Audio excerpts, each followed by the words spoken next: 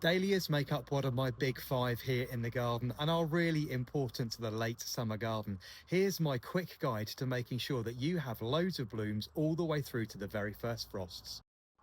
Now, I grow dahlias very specifically for cutting and bringing into the house for use in floral arrangements. However, if you don't keep up with cutting your flowers off, they are unfortunately going to set seed. And if they set seed, they're going to slow down the production of flowers and you won't have blooms all the way through to the very end of October and into November. So if you see buds like this, round, plump and smooth, this is a flower bud, which is going to be opening in the next couple of weeks. However, if you haven't cut all of your stems, you're going to see lots of items like this, and this is a dead head. If the bud is actually pointed and squishy to the touch, this is a dead head and it needs to be removed to promote further flowering. When you're cutting dahlias for the house, cut the length of stems that you need.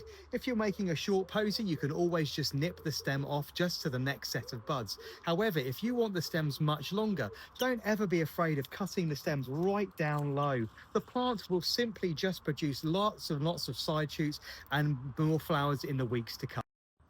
Dahlias, just like roses, are hungry and they're thirsty, especially if you're growing them in pots. So if you want flowers to be produced all the way through to the first frost, you want to make sure that you're giving yours a liquid feed at least once every 2 weeks. I use Sea Feed Extra from Envy, which I drench onto the leaves with a fine watering can rose.